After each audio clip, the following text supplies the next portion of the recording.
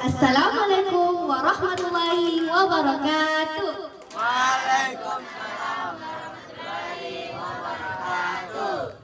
Perkenalkan, nama saya Nurul Aini dari kelas 8. Ingin menceritakan sebuah dongeng yang berjudul Reog Ponorogo. Pada zaman dahulu, di sebuah kerajaan yang bernama Kerajaan Kediri, hiduplah seorang putri yang sangat cantik bernama Dewi Sanggalaya. Semua raja-raja di sekitar Kediri berlomba-lomba melamar Dewi Sanggalaya. Namun, sang putri tidak berminat menerima lamaran dari mereka. Raja Kediri, Ayanda Dewi Sanggalaya, sangat khawatir karena sikap putrinya bisa memicu peperangan antar kerajaan. Walaupun hak menikah berada di tangan Dewi Sanggalaya, namun pada akhirnya Raja Kediri terpaksa campur tangan. Putriku, sikapmu yang selalu menolak lamaran dari raja-raja itu bisa membahayakan keamanan kerajaan kita. Bayangkan jika raja-raja itu sakit hati dan menyerang kerajaan kita. Pikirkanlah baik-baik, putriku. Dan sang putri menundukkan kepalanya. Raja Kediri merasa prihatin lalu berkata, "Aku tidak memaksamu untuk menikah. Semua keputusan ada di tanganmu. Hanya saja sebaiknya segeralah membuat keputusan," kata Raja Kediri. Dewi Sanggalaya pun memikirkan kembali kata-kata ayahnya. Akhirnya dia membuat sayembara.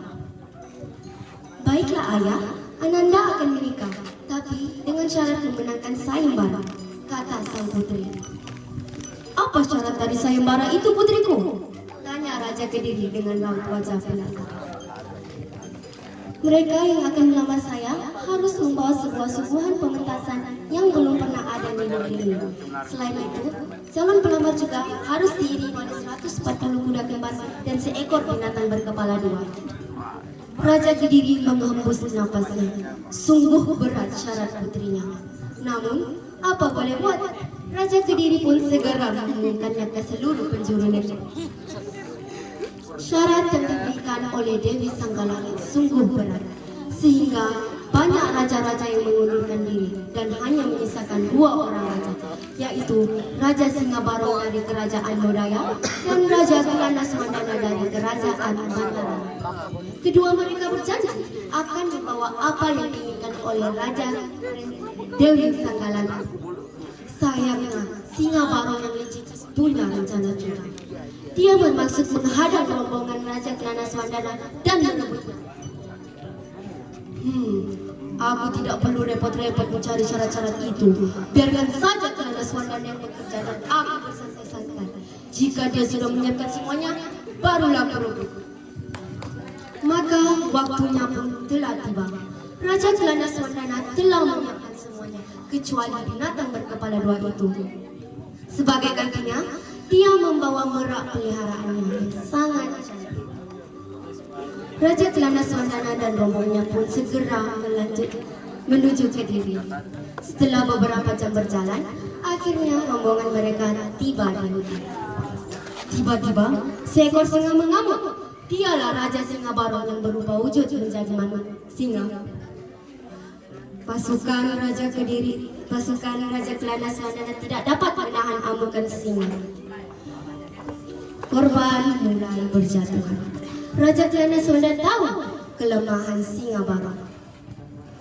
"Aku tahu dia pasti terlena jika kutu-kutu di lehernya dihilangkan. Sebaiknya aku segera melepas merak ini." Raja Kelanaswandana pun segera melepas meraknya, dan merak itu hinggap di leher Singabarong. Merak itu mematuk-matuk kutu di leher Singabarong. Benar saja, usaha Kelanaswandana berhasil. Raja Singabarong berhenti mengamuk karena kelenaan. Saat melihat Singabarong dan merak peliharaan, Raja Kelanaswandana seperti melihat binatang berkepala 2. Dia pun tersenyum dan mengeluarkan pecut saktinya yang bernama Pecut Samandiri. Dia pun segera melecutkan pecutnya ke arah Singabarong dan merak peliharaannya. Terdengar bunyi gegar yang sangat kuat.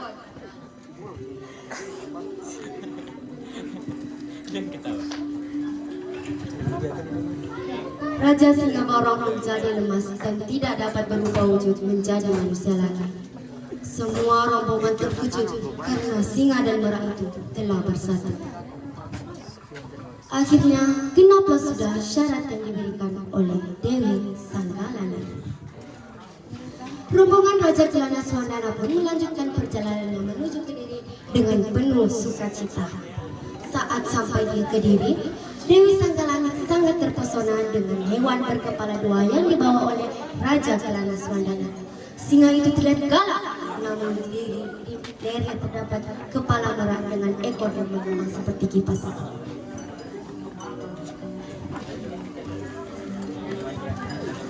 Di samping binatang itu berdirilah Raja Kelana Swandana yang gagah perkasa dengan memegang pecuk saman tangannya. Sementara di belakangnya 140 kuda kembar bernari dengan dia. Wah, sungguh aku belum pernah melihat pementasan seindah ini. Luar biasa, aku menyukainya.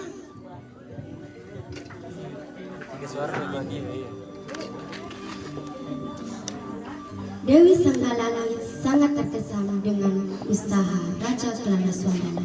Akhirnya dia pun menerima lamaran dari Raja Kelana Swandana. Raja Kediri merasa amat lega. Akhirnya pernikahan pun dilangsungkan dengan sangat meriah.